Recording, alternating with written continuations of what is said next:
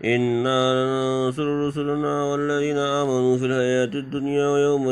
يقوم الأشهاد يوم لا ينفع الظالمين معذرتهم ولهم اللعنة ولهم سوء الدار ولقد آتينا موسى الهدى وأورثنا بني إسرائيل الكتاب هدى وذكرى لأولي الألباب فاصبر إن وعد الله حق واستغفر لذنبك وسبح بحمد ربك بالعشي والإبكار إن الذين يجادلون في آيات الله بغير سلطان أتاهم إن في صدورهم إلا كبر ما هم ببالغيه فاستعذ بالله إنه هو السميع البصير لخلق السماوات والأرض أكبر من خلق الناس ولكن أكثر الناس لا يعلمون وما يستوي الأعمى والبصير والذين آمنوا وعملوا الصالحات ولا المسيء قليلا ما تتذكرون إن الساعة لآتية لا ريب فيها ولكن أكثر الناس لا يؤمنون وقال ربكم ادعوني أستجب لكم إن الذين يستكبرون عن عبادتي سيدخلون جهنم داخرين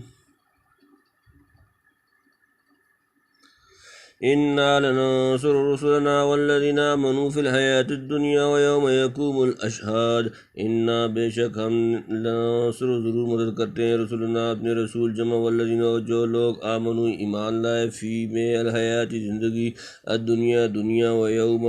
جس دن یقوم کھڑے ہوں گے الاشہاد گواہی دینے والے ہم مدد کرتے ہیں اپنے رسولوں کی اور ایمان والوں کی دنیا کی زندگانی میں اور جب کھڑے ہوں گے گواہ یعنی دنیا میں ان کا بول بالا کرتا ہے جس مقصد کے لیے وہ کھڑے ہوتے ہیں اللہ کی مدد سے اس میں کامیابی ہوتی ہے حق پرستوں کی قربانیوں کبھی ضائع نہیں جاتی درمیان میں کتنے ہی اتار چڑھاؤ ہوں اور کیسے ہی امتحان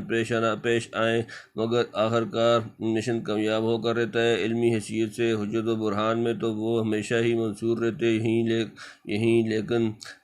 مادی فتح اور ظاہری عزت و رفعت بھی آخر کار انہی کو حاصل ہوتی ہے سچائی کے دشمن کبھی معزز نہیں رہ سکتے ان کا اور عروج محض ہنڈیا کا جھاگ اور سوڑے کا وال ہوتا ہے انجام کار مومنین قانتین کے مقابلہ میں ان کو پست اور ذلیل ہونا پڑتا ہے اور اللہ تعالیٰ ان سے اپنے اولیاء کا انتظام لیے بدون نہیں چھوڑتا لیکن واضح رہے کہ آیت میں جن مومنین کے لیے وعدہ کیا گیا ہے شرط یہ ہے کہ حقیقی مومن اور رسولوں کے متبع ہوں کما قال تعالیٰ وانتم الاعلون ان کنتم مؤمنین سورۃ نمبر 3 سورہ آل عمران آیت نمبر 139 مومنین کی خصلتیں قرآن میں جا بجا مذکور ہیں چاہیے کہ مسلمان اس کسوٹی پر اپنے کو کس کے دیکھ لیں یعنی میدان حشر میں جبکہ اولین و آخرین جمع ہوں گے حق تعالیٰ اپنے فضل سے علی الاشہاد ان کی سربلندی اور عزت و رفعت کو ظاہر فرمائے گا دنیا میں تو کچھ شبہ بھی نہ رہ سکتا ہے اور التباس ہو جاتا ہے وہاں ذرا بھی ابہام و التباس باقی نہ رہے گا یوم لا ينفع الظالمین معذرتهم ولهم اللعنة ولهم سوء الدار یوم جس دن لا ينفع نفع نہ دے گی الظالمین جمع ظالم معذرتهم ان کی عذر خائی ولہم اور ان کے لیے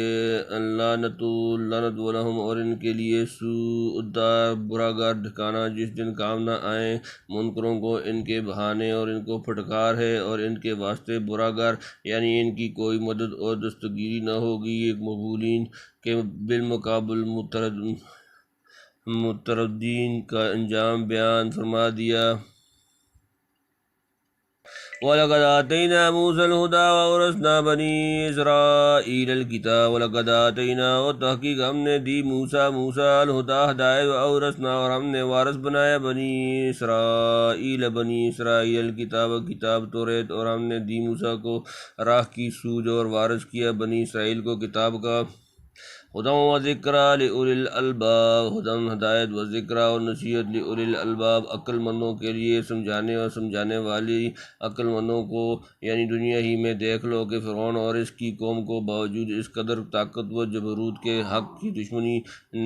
نے کس طرح ہلاک و برباد کر کے چھوڑا اور موسیٰ علیہ السلام کی برکت و رہنمائی سے بنی اسرائیل کی مظلوم اور کمزور قوم کو کس طرح ابھارا اور اس عظیم الشان کتاب تورات کا وارث بنایا جو دنیا کے عقل مندوں کے لیے شمع ہدایت کا کام دیتی تھی فاصبر ان وعد اللہ حق واستغفر لذنبک وسبح بحمد ربک بالعشی والابکار۔ فاصبر، بس آپ صبر کریں، ان بے شک وعد اللہ کا وعدہ حق سچا، واستغفر اور مغفرت طلب کریں، لذنبک اپنے گناہوں کے لیے، وسبح اور پاکیزگی بیان کریں، بحمد ربک اپنے پروردگار کی تعریف کے ساتھ، بالعشی شام والابکار اور صبح سو تو ٹھہرا رہے، بے شک وعدہ اللہ کا ٹھیک ہے، اور بخشوا اپنا گناہ اور پاکی بول اپنے رب کی خوبیاں شام کو صبح کو، یعنی آپ بھی تسلی رکھیے، جو وعدہ آپ کے ساتھ ہے ضرور پورا ہو کر رہے گا۔ خداوند قدوس دارین میں آپ کو اور آپ کے طفیل میں آپ کے متبعین کو سر بلند رکھے گا۔ ضرورت اس کی ہے کہ اللہ تعالیٰ کی خوشنودی حاصل کرنے کے لیے ہر قسم کے شدائد و مصائب پر صبر کریں، اور جس درجے کی تقصیر کا امکان ہو اس کی معافی خدا سے چاہتے رہیں، اور ہمیشہ رات دن صبح و شام اپنے پروردگار کی تسبیح و تحمید کا قولاً و فعلاً ورد رکھیں، ظاہر و باطن میں اس کی یاد سے غافل نہ ہوں، پھر اللہ کی مدد یقینی ہے۔ یہ حضور صلی اللہ علیہ وآلہ وسلم کو مخاطب بنا کر ساری امت کو سنایا۔ حضرت شاہ صاحب لکھتے ہیں کہ حضرت رسول اللہ صلی اللہ علیہ وآلہ وسلم دن میں 100 بار استغفار کرتے، ہر بندے کی تقصیر اس کے درجے کے موافق ہے، اسی لیے ہر کسی کو استغفار کرنا ضروری ہے۔ ان الذين يجادلون في آيات الله بغير سلطان أتاهم إن في صدورهم إلا كبر ما هم ببالغه فاستعذ بالله إنه هو السميع البصير۔ ان بے شک الذين وہ لوگ جو یجادلون جھگڑتے ہیں فی میں آیات اللہ کی آیات بغیر سلطان کسی سند، عطاہم ان کے پاس آئی ہو، ان نہیں فی میں صدورہم ان کے سینے دل، اللہ سوائے کبر تکبر، ماہم نہیں وہ ببالغی اس تک پہنچنے والے،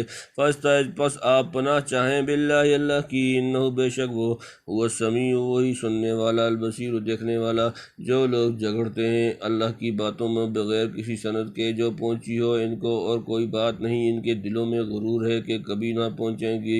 گے اس تک، سو تو پناہ مانگ اللہ کی، بے شک وہ سنتا دیکھتا ہے۔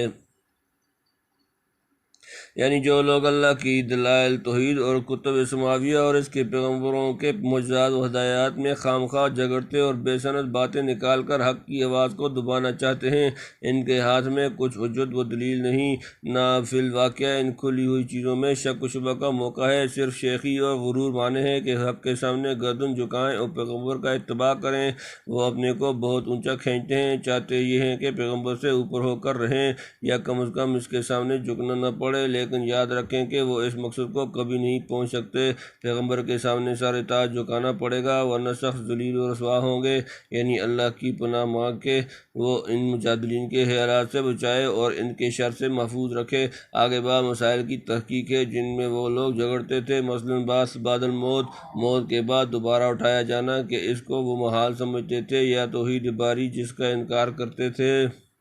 لخلق السماوات والارض اکبر من خلق الناس ولكن اکثر الناس لا يعلمون۔ لخلق یقیناً پیدا کرنا، السماوات آسمانوں، والارض اور زمین، اکبر من زیادہ بڑا سے، خلق الناس لوگوں کو پیدا کرنا، ولكن اور لیکن اکثر الناس اکثر لوگ لا يعلمون سمجھتے نہیں۔ البتہ پیدا کرنا آسمانوں کا اور زمین کا بڑا ہے لوگوں کے بنانے سے، لیکن بہت لوگ نہیں سمجھتے۔ یعنی بظاہر مادی حیثیت سے آسمان و زمین کی عظمت و جسامت کے سامنے انسان کی کیا حقیقت ہے، لیکن مشرکین بھی تسلیم کرتے ہیں کہ زمین و آسمان کا پیدا کرنے والا وہی خداوند قدوس ہے۔ پھر جس نے اتنی بڑی مخلوقات کو پیدا کیا، اسے آدمیوں کا پہلی بار یا دوسری بار پیدا کرنا کیا مشکل ہوگا؟ تعجب ہے کہ ایسی موٹی بات کو بہت لوگ نہیں سمجھتے۔ وما يستوي الأعمى والبصير والذين آمنوا وعملوا الصالحات ولا المسيء قليلا ما تتذكرون۔ وما يستوي برابر نہیں، الأعمى نابینا، والبصیر اور بینا، والذین اور جو لوگ آمنوا ایمان لائے، وعاملوا اور انہوں نے عمل کیے، الصالحات اچھے، وللمسیء اور نہ بدکار، قلیلاً بہت کم، ما جو تذکرون تم غور و فکر کرتے ہو۔ اور برابر نہیں اندھا اور آنکھوں والا، اور نہ ایماندار اور جو بھلے کام کرتے ہیں، اور نہ بدکار تم بہت کم سوچ کرتے ہو۔ یعنی ایک اندھا جسے آپ کا سیدھا راستہ نہیں سوچتا، اور ایک آنکھوں والا جو نہایت بصیرت کے ساتھ صراط مستقیم کو دیکھتا اور سمجھتا ہے، کیا دونوں برابر ہو سکتے ہیں؟ کیا ایک نیکوکار مومن و کافر بدکار کا انجام یکساں ہو سکتا ہے؟ اگر ایسا نہیں تو ضرور ایک دن چاہیے جب ان کا باہمی فرق کھلے اور دونوں کے علم کے ثمرات اپنی اکمل ترین صورت میں ظاہر ہوں، مگر افسوس کہ تم اتنا بھی نہیں سوچتے۔ ان الساعۃ لآتیۃ لا ریب فیہا ولکن اکثر الناس لا یؤمنون۔ بے شک الساعۃ قیامت لآتیۃ ضرور آنے والی ہے، لا ریب نہیں شک فیہا اس میں، ولکن اور لیکن اکثر الناس اکثر لوگ لا یؤمنون ایمان نہیں لاتے۔ تحقیق قیامت آنی ہے، اس میں دھوکہ نہیں، لیکن بہت لوگ نہیں مانتے۔